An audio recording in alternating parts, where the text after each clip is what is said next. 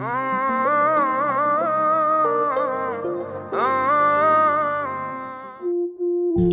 আলাইকুম, কেমন আছেন সবাই? আশা করি সবাই ভালো আছেন। তো জীবন থেকে নেয়া এপিসোডের আজকে 29তম পর্ব।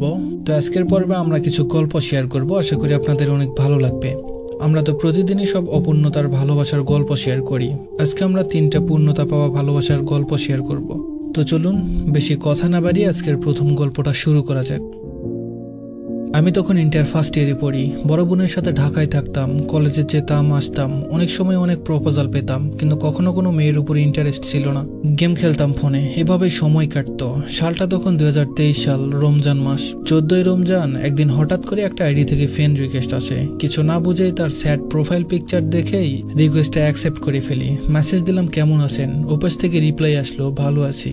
মেয়েটার কথাবার্তার ধরন ছিল অন্যরকম। ওর বাসা রংপুর, ওর নাম মিষ্টি। 2-1 দিন কথা বলার পর একদিন বললাম, আপনার প্রোফাইল পিকটা কি চেঞ্জ করা যায় না?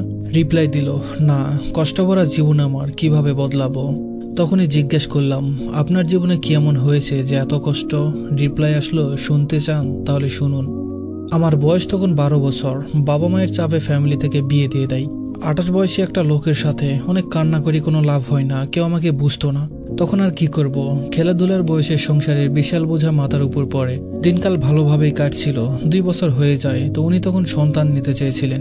আমিও রাজি হই। অনেক চেষ্টার পর কোনো সন্তান হয় না। তখন জীবনে নেমে আসে এক কালো অধ্যায়।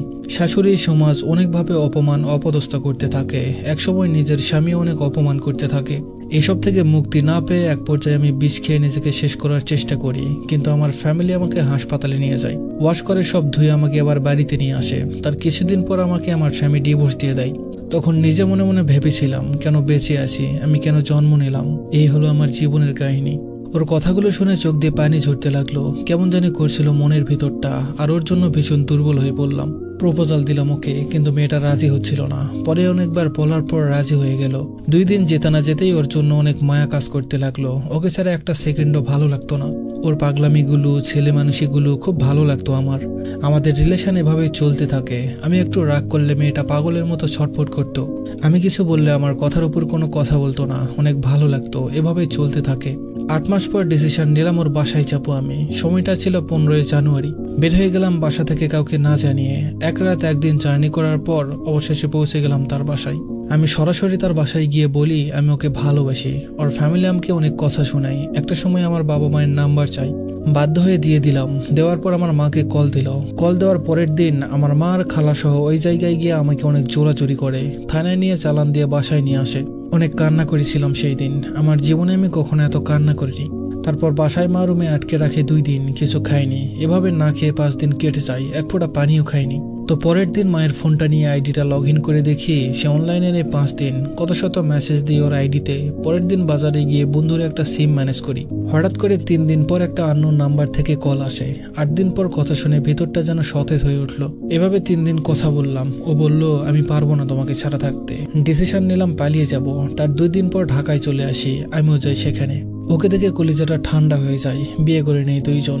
গার্মেন্টসে 6 মাস থাকার পর ফ্যামিলি মেনে নেয়, আর তারপর বাড়িতে নিয়ে আসে। এখন আমরা আলহামদুলিল্লাহ অনেক সুখে আছি।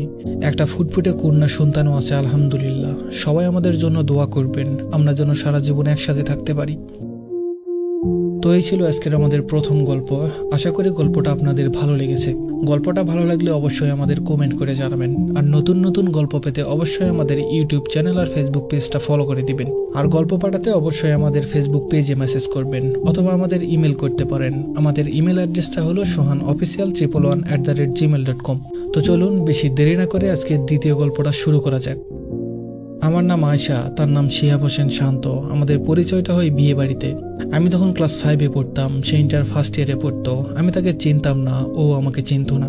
সে বিয়ে বাড়িতে আমাকে দেখে পছন্দ করে আর আমার বাবার কাছে বিয়ের প্রস্তাব দেয়। আমি যেহেতু ছোট ছিলাম তাই আমার বাবা বিয়েতে না করে দেয়, কিন্তু সে মানে না। সে আমাকে খুঁজতে থাকে, কিন্তু আমার সন্ধান পায় না। আমি যখন 6-এ উঠি তখন আমাদের লকডাউনে স্কুল বন্ধ হয়ে যায়। 7-এ স্কুল খোলা হয়। তখন আমরা ফ্রেন্ডরা মিলে বসে গল্প করছিলাম। তখন কথায় কথায় কে কয়টা রিলেশন করেছে তা ওঠে। এক পর্যায়ে আমাকে বলা হয় আমি কয়টা রিলেশন করেছিলাম। আমিও বলেছিলাম আমি কোনো রিলেশন করিনি, কিন্তু একটা বিয়ের প্রস্তাব পেয়েছিলাম। আমার বেস্ট ফ্রেন্ড ওই ছেলেটার কেমন জানি ভাই হতো, যে আমাকে বিয়ের প্রস্তাব দিয়েছিল। ও শুনে অন্য একটা নাম্বার দিয়ে ওর সাথে কথা বলতো আমি হয়ে, কিন্তু এ বিষয়ে আমি কিছুই জানতাম না। পরে আমার বেস্ট ফ্রেন্ড শিহাবকে সব খুলে বলে যে আমি আয়শা না, আমি ঈশিতা। আমি আয়শা হয়ে আপনার সাথে কথা বলেছি, এটা বলেই ওকে আমার নাম্বার দিয়ে দেয়। আমি ছোট ছিলাম তখন, ক্লাস 7-এ পড়তাম। আমি SMS করতে পারতাম না, সে শুধু ফোন করতো আর আমি শুধু শুনতাম ওর কথা। আমি তাকে দেখিও নেই, কিন্তু তার কথাগুলো আমার শুনতে ভালো লাগতো। আমি যখন 8-এ উঠলাম তখন আমার আব্বু আমাকে ফোন কিনে দিল। ফোন কিনে দেওয়ার কিছুদিন পর আমার মা জানতে পারলো আমি ওর সাথে কথা বলি। আমার থেকে ফোন কেড়ে নেওয়া হলো। আমি তখন ওকে বললাম আমার আম্মু ফোন কেড়ে নিয়েছে। তখন ও আমাকে একটা ফোন কিনে দিল, সেই ফোনটাও মা নিয়ে নিল, এমনকি 5টা সিমও ভেঙে ফেলেছিল। কোনো উপায় না পেয়ে পাশের বাড়ি থেকে ফোন নিয়ে কথা বলতাম। আমি জানতাম না ছেলেটা কেমন, কোন পরিবেশের, কিন্তু তার মায়ে পড়ে গিয়েছিলাম। তার সাথে কথা না হলে ভালো লাগতো না। এভাবেই ক্লাস 8 পার করলাম। ক্লাস 9-এ ওঠার পর আমার আব্বু জানতে পারলো, তখন আমাকে মেরেও ছিল, কারণ আমি পরিবারের একমাত্র মেয়ে ছিলাম। তাদের ইচ্ছা ছিল পড়াশোনা করানোর। আমার মারার পর আমার আব্বু 6 মাস আমার সাথে কথা বলা পর্যন্ত বন্ধ করে দিয়েছিল। তবু আমি তার সাথে কথা বলতাম। এদিকে আমার আব্বু বলে সরকারি চাকরি ছেলে ছাড়া বিয়ে দিবে না। আমি অনেক কান্নাকাটি করি, সে অনেক কান্নাকাটি করে। পরে আমার ফ্যামিলি তার ফ্যামিলির খোঁজ লাগায়, ছেলে কেমন, পরিবার কেমন। তাদের ফ্যামিলি থেকে ছেলেকে দেখে আসে, কিন্তু কেউ রাজি হয় না। আমি অনেক কান্নাকাটি করি, খাওয়া দাওয়া সব বন্ধ করে দিই। এক পর্যায়ে আমার আব্বু এসব দেখে বিয়েতে রাজি হয়। তখন আমি ক্লাস 10-এ উঠি। বিয়ে হবে 1 মাস পর সবকিছু ঠিকঠাক। এর মাঝে সে খুলনাতে ইন্টারভিউ দিতে যায় নৌবাহিনীতে। আলহামদুলিল্লাহ সে টিকে যায়, এমনকি মেডিকেলেও টিকে যায়। সে ভয় ছিল আমি বোধহয় তাকে ছেড়ে যাব, তাই সে চাকরি করতে পারবে না বলে দেয়। সেই ভয়ে এসে ফোন অফ করে রেখে দেয়, যেন SMS না আসে কোথায় ট্রেনিং হবে সেটার। শেষমেশ SMSটা এসেই যায়, পটুয়াখালী ট্রেনিং সেন্টার পরে। সে যাবে না, সে কি কান্না। সে ফ্যামিলি ছাড়া, আমাকে ছাড়া কোথাও যাবে না। মার্চ মাসের 28 তারিখ তার ট্রেনিং এর ডেট। তার ফ্যামিলি আমাদের বাড়িতে আসে, আমাকে আংটি পরিয়ে যায়। সেদিন সে অনেক কান্না করেছিল আর বলেছিল আমার আমানত আমি আপনাদের কাছে রেখে গেলাম, আমি এসে যেন এমনই পাই। মার্চ মাসের 28 তারিখ এসে গেল, সে চলে গেল। আমি এপ্রিল মাসের 10 তারিখে এক্সাম দেব, SSC এক্সাম।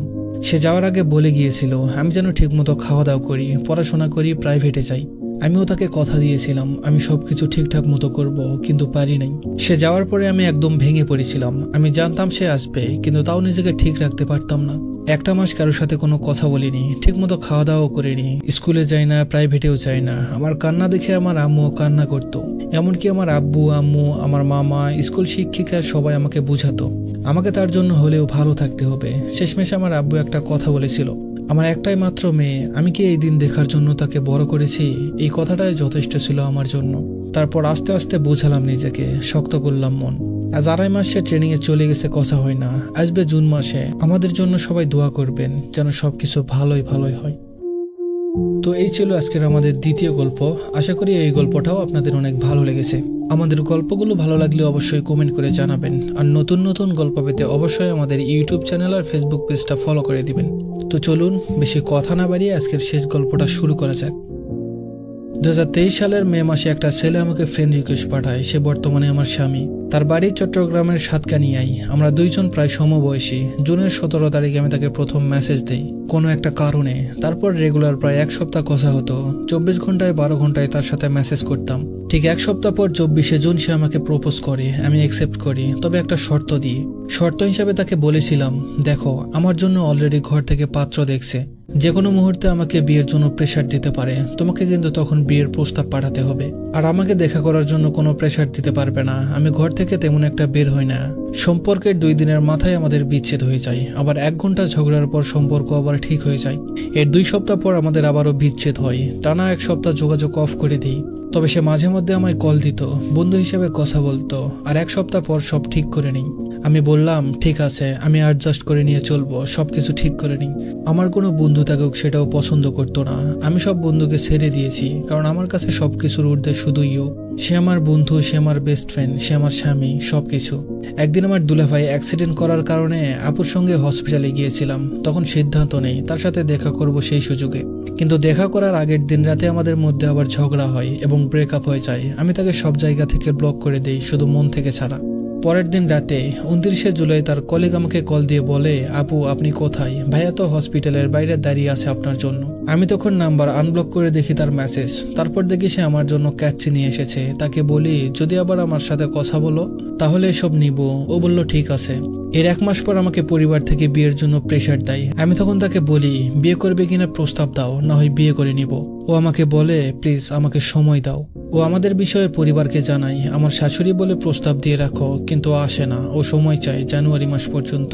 আমি কল দিই তাকে। মনে হচ্ছিল আমার বিয়ের কথা শুনে সে কান্না করছিল। তারপর কত বিয়ে যে ভাঙলাম তার অপেক্ষায়, কত অপমান কত কষ্ট সহ্য করেছি তাকে পাওয়ার আশায়। অবশেষে আমার অপেক্ষার অবসান ঘটে। জানুয়ারি মাসের 5 তারিখ তারা আসে প্রস্তাব নিয়ে। এর 1 সপ্তাহ পর আমার পরিবার যায় তাদের বাড়িতে। আমার স্বামী আমার পরিবারের কাছে 1 বছর সময় চায় বিয়ের জন্য। আমার পরিবারও তাতে রাজি হয়। মার্চের 8 তারিখে আমাদের কাবিন হয়, আলহামদুলিল্লাহ। আমার শাশুড়ি এসে আমাকে একটা হাতের রিং পরিয়ে দেয়। আমাদের সম্পর্কের বয়স প্রায় 17 মাস। খুব শীঘ্রই তার কাছে নিয়ে যাবে আমায়, লাল শাড়ি পরিয়ে বউ সাজিয়ে তার বাড়িতে। আপনারা সবাই আমাদের জন্য দোয়া করবেন, আমার স্বামীর জন্য বেশি বেশি দোয়া করবেন। আল্লাহ যেন তাকে অনেক বছর বাঁচিয়ে রাখেন, সবসময় যেন সে আমার পাশে থাকে। আমার স্বামীর মন পানির মতো স্বচ্ছ, আর সে অনেক ভাগ্যবান। কারণ ভাগ্যবান না হলে কি আমার মতো একটা মেয়েকে সে জীবনসঙ্গী হিসাবে পেত? আমি অনেক ভাগ্যবতী ওকে আমার জীবনসঙ্গী হিসাবে পেয়ে। সবার উদ্দেশ্যে একটা কথাই বলি, মনে রাখবেন, চাইলেই সবকিছু পাওয়া যায় না, তার জন্য অপেক্ষা করতে হয়, সঠিক সময় আর ধৈর্যের। ধন্যবাদ সবাইকে। তো এই ছিল আজকের আমাদের গল্পগুলো। আশা করি গল্পগুলো আপনাদের অনেক ভালো লেগেছে। গল্পগুলো ভালো লাগলে অবশ্যই আমাদের ইউটিউব চ্যানেল আর ফেসবুক পেজটা ফলো করে দিবেন। আর আপনারাও যদি আপনাদের জীবনের গল্প আমাদের পাঠিয়ে দিতে চান তাহলে অবশ্যই পাঠিয়ে দিতে পারেন। গল্প পাঠাতে অবশ্যই আমাদের ফেসবুক পেজে মেসেজ করবেন অথবা আমাদের ইমেল করতে পারেন। আমাদের ইমেল অ্যাড্রেসটা হলো sohanofficial111@gmail.com। তো সবাই ভালো থাকবেন, সুস্থ থাকবেন। ধন্যবাদ সবাইকে।